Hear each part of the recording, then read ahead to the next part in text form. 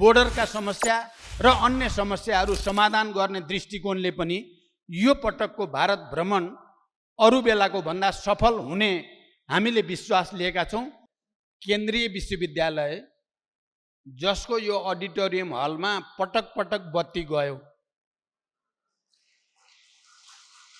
यसले देशको शैक्षिक क्षेत्रको हालत के छ भन्ने कुरालाई कुनै न कुनै रूपले रिफ्लेक्सन गरेको छ। मैले यसलाई गम्भीर रूपले लिएको जानकारी गराउन चाहन्छु। नेपाल राष्ट्रिय प्राध्यापक सङ्गठन भित्र केही गम्भीर प्रश्नहरू र समस्याहरू पनि छन् भन्ने मलाई जानकारीमा छ र म पार्टीको तर्फबाट विशेष रूपले तपाईहरूलाई आफू भित्रका समस्याहरू खुला मनले छलफल विमर्श गरेर त्यसलाई एउटा समझदारीमा टुङ्ग्याउन सफल हुनुहुनेछ भन्ने विश्वास व्यक्त गर्न चाहन्छु र त्यसको निम्ति तपाईहरू सबैलाई विशेष अपिल पनि गर्न चाहन्छु। मैले महासचिव कमरेडलाई तपाईले विशेष रूपले पहल गरेर राष्ट्रिय प्राध्यापक सङ्गठनलाई एकीकृत, केन्द्रीकृत र जुझारु बनाउने काममा विशेष पहल गर्न मैले उहाँलाई सुझाव पनि दिएको छु। किनकि मैले अहिले प्रधानमन्त्रीको रूपमा असाध्य धेरै व्यस्तताको बीचमा म भएको हुनाले तपाईहरूलाई मैले धेरै समय दिन सम्भव छैन। मलाई यस अर्थमा खुसी लागेको छ, हाम्रो प्राध्यापक मोर्चा सायद धेरै नै कमजोर भएर केही पनि गर्न नसक्ने ठाउँमा पुगेको छ कि भन्ने केही महिना अगाडिसम्म मेरो दिमागमा त्यस्तो रिफ्लेक्सन थियो। तर अहिले प्रथम राष्ट्रिय सम्मेलन गर्ने ठाउँसम्म तपाईहरू आउनु भएको र देशका विभिन्न विश्वविद्यालय र कलेजबाट प्रतिनिधित्व गरेर राष्ट्रिय सम्मेलनमा उपस्थित हुनुभएको र फेरि प्राध्यापक मोर्चाभित्र यसलाई कसरी अगाडि बढाउने भन्ने विषयमा तपाईहरूभित्र चर्कै बहस पनि सृष्टि भएको कुराले मलाई खुसी महसुस हुन्छ। किनभने एउटा जीवित सङ्गठनमा बहस हुनु स्वाभाविक हो। सङ्गठन मर्यो भने बहस पनि मर्छ, विवाद पनि हुँदैन र विवाद र बहसको बीचबाट नै रूपान्तरण पनि हुने हो र नयाँ आधारमा हामी भन्छौँ नयाँ एकता पनि बहसबाट नै सिर्जना हुने हो। यदि राष्ट्रिय प्राध्यापक सङ्गठन जीवन्त नरहेको भए र यसको आवश्यकता र महत्त्वबारे तपाईहरूभित्र मोर्चालाई, नेपाल राष्ट्रिय प्राध्यापक सङ्गठनलाई जीवन्त राख्ने र प्रथम राष्ट्रिय सम्मेलनसम्म ल्याउने, विवाद र बहसको बीचबाट यसलाई सुदृढ गर्न तपाईहरू प्राध्यापक सङ्गठनका पदाधिकारीहरू र सम्पूर्ण प्राध्यापकहरूलाई विशेष धन्यवाद भन्न चाहन्छु र मोर्चाका fraction in charge comrade Krishnadhwaj Khadka लगायत यसमा सहयोग गर्ने सबैलाई धन्यवाद भन्न चाहन्छु। यतिखेर हामी लामो सङ्घर्षपछि स्थापना भएको सङ्घीय लोकतान्त्रिक गणतन्त्रलाई संस्थागत र विकास गर्ने चरणबाट अगाडि बढिरहेका छौँ। संविधानले निर्दिष्ट गरे अनुरूप हाम्रो ध्यान आत्मनिर्भर अर्थतन्त्रको विकास मार्फत समाजवादको आधार निर्माण गर्दै सुशासन र सामाजिक न्याय सहितको समृद्धि हासिल गर्ने कुरामा केन्द्रित रहेका छौँ। त्यसैले समाजका हरेक तह र तबकाका सामु इतिहासका सङ्घर्षबाट प्राप्त उपलब्धिहरूको रक्षा गर्दै समुन्नत नेपालको निर्माणमा केन्द्रित हुन जरुरी छ। सुशासन, सामाजिक न्याय र आत्मनिर्भर अर्थतन्त्रको निर्माण मार्फत समृद्धि र अन्ततः समाजवादमा पुग्नका लागि सोही अनुरूपको मानव संसाधन आवश्यक पर्छ। हामीले कस्तो खाले नागरिक उत्पादन गर्दछौँ र ती नागरिक केन्द्रीय विश्वविद्यालय जसको यो अडिटोरियम हलमा पटक पटक बत्ती गयो, यसले देशको शैक्षिक क्षेत्रको हालत के छ भन्ने कुरालाई कुनै न कुनै रूपले रिफ्लेक्सन गरेको छ। मैले यसलाई गम्भीर रूपले लिएको जानकारी गराउन चाहन्छु।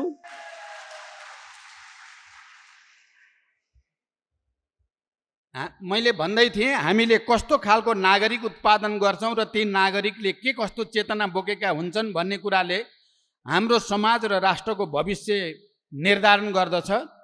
त्यसैले उच्च र नैतिकवान, रूपान्तरणमुखी, ज्ञान, प्रविधि र सिपले दक्ष जनशक्ति उत्पादनमा विश्वविद्यालयहरू यस्ता मानव संसाधन उत्पादन गर्ने कारखानाको भूमिकामा रहेका हुन्छन्।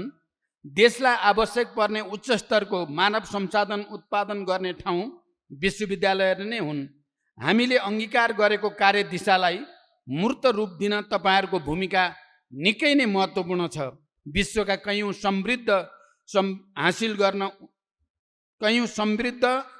हासिल गर्न सफल राष्ट्रहरूको इतिहास हेर्दा राजनैतिक क्रान्तिदेखि रूपान्तरणसम्म पनि उनीहरूको भूमिका महत्त्वपूर्ण रहेको हुन्छ। शैक्षिक र प्राज्ञिक क्षेत्रमा कयौँ चुनौतीहरू छन्, यो हामीलाई थाहा भएकै कुरा हो। भर्खरै नेपाल सरकारको तर्फबाट प्रस्तुत गरिएको नीति कार्यक्रममा एकातिर सङ्घीय शिक्षा ऐनलाई यथाशीघ्र सदनबाट पारित गर्ने कुरा, अर्कोतिर समाजवाद उन्मुख शैक्षिक नीति कस्तो हुने भन्ने विषयमा उच्च स्तरीय फेरि एउटा शिक्षा आयोग गठन गरेर समाजवाद उन्मुख शिक्षा नीति निर्धारण गर्ने कुरा र अनि अनुसन्धान केन्द्रको रूपमा, आविष्कारका केन्द्रका रूपमा विश्वविद्यालयहरूलाई विकास गर्ने कुरालाई निकै जोड दिएर उठाइएको छ। मलाई विश्वास छ तपाईँहरूको यो प्रथम राष्ट्रिय सम्मेलनले ती नीति कार्यक्रमलाई मूर्त रूप दिन र कार्यान्वयन गर्न सहज भूमिका बनाउने कुरामा पनि तपाईँहरूको योगदान हुनेछ। अहिले आन्तरिक र बाह्य कारणले देशको अर्थतन्त्र सबल छैन। प्राज्ञिक क्षेत्रमा तपाईँहरूले विकास र रूपान्तरण कयौँ सैद्धान्तिक र दार्शनिक पक्षको चर्चा गर्नुहुन्छ। त्यही विश्वका कतिपय अनुभव, सिद्धान्त र दर्शनलाई नेपाल सुहाउँदो विकास र परिवर्तनको मोडेलको खोजीको लागि विश्वविद्यालय तहमा अनुसन्धान हुनुपर्दछ र तपाईँ प्राध्यापकहरू अनुसन्धानमा केन्द्रित हुन जरुरी छ। त्यसैको ऐतिहासिक आवश्यकतालाई बोध गरेर नै अहिले नेपाल सरकारको तर्फबाट विश्वविद्यालयलाई नै अनुसन्धान र आविष्कारका केन्द्रको रूपमा विकास गर्ने कुरा गरिएको छ। बढ्दो बेरोजगारी राष्ट्रको मूल समस्या भएको छ र त्यसको निम्ति पनि हामीले आफ्नो शिक्षा नीतिलाई परिणाममुखी, उत्पादनमुखी, जनमैत्री बनाउने कुराको महत्त्व निकै बढेको छ। अहिलेको हाम्रो औपचारिक शिक्षाले बेरोजगार र अनि नेपालभित्र होइन विदेशमा पलायन हुने जो प्रवृत्ति बढेको छ त्यसलाई रोक्ने चुनौती पनि अहिले हाम्रो अगाडि छ। सूचना प्रविधिको विकासले मानव संसाधनको स्थापनामा कृत्रिम बुद्धि, आर्टिफिसियल इन्टेलिजेन्सको विकास भइरहेको हामी सबैलाई थाहा छ। हाम्रा विश्वविद्यालयहरूले सूचना प्रविधिको भरपूर प्रयोग र विकास गर्ने गरी पठन पाठन गर्न पनि त्यत्तिकै आवश्यक भएको छ।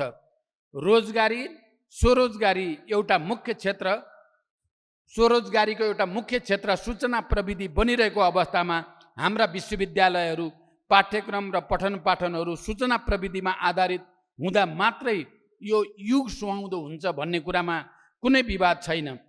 प्राध्यापकहरू उच्च बौद्धिक वर्ग भएकोले यो समाजका, देशका सबै समस्याहरूको नतिजामुखी बहस हुन पनि त्यत्तिकै जरुरी छ। हामीले देख्छौँ विकसित देशहरूमा अहिले पनि राष्ट्रको अगाडिको प्राथमिकता के हो भन्दा उनीहरूले शिक्षालाई नै उच्च प्राथमिकतामा राख्ने गरेका छन्। तर दुर्भाग्यवश हामीले नेपालमा जस्तो शिक्षा नीतिको देशलाई आवश्यक हो, परिणाममुखी, परिवर्तनमुखी, जनमैत्री, उत्पादन र उत्पादकत्व वृद्धि गर्ने, रोजगारी र स्वरोजगार सृष्टि गर्ने जस्तो शिक्षा अवलम्बन गर्नु पर्थ्यो, हामीले त्यसो गर्न सकेका छैनौँ।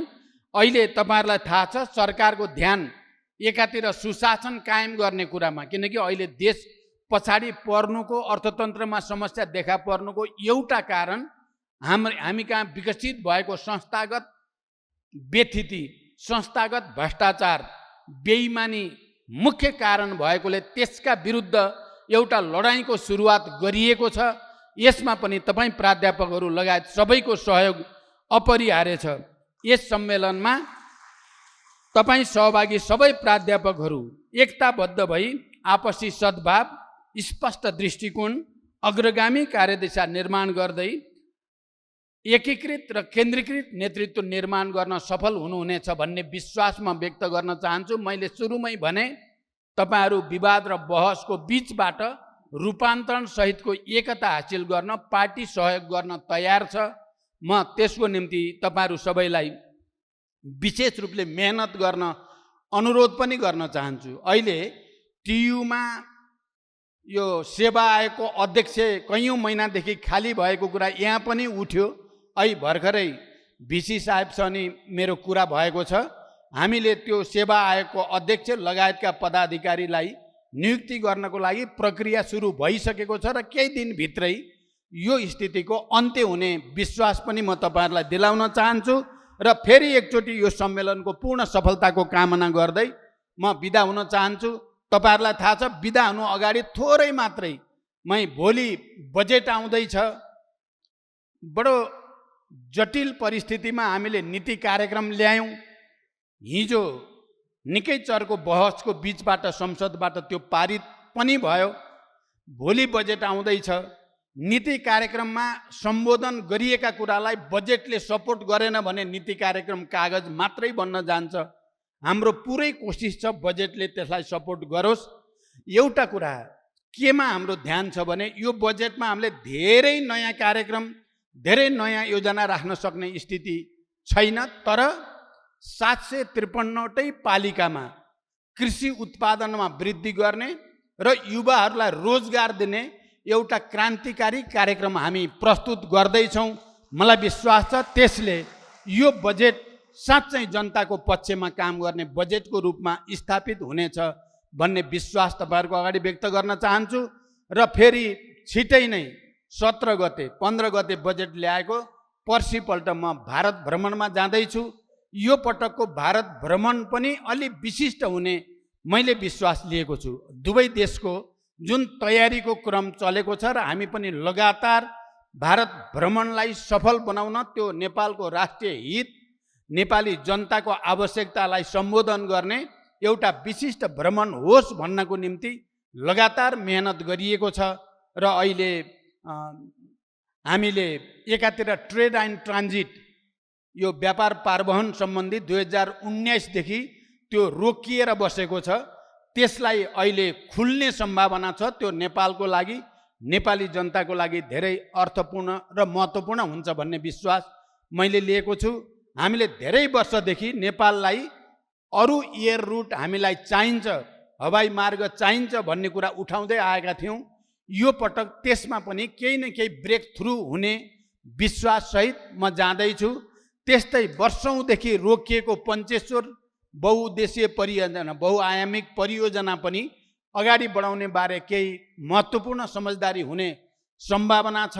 ती लगायत बोर्डरका समस्या र अन्य समस्याहरू समाधान गर्ने दृष्टिकोणले पनि यो पटकको भारत भ्रमण अरू बेलाको भन्दा सफल हुने हामीले विश्वास लिएका छौँ।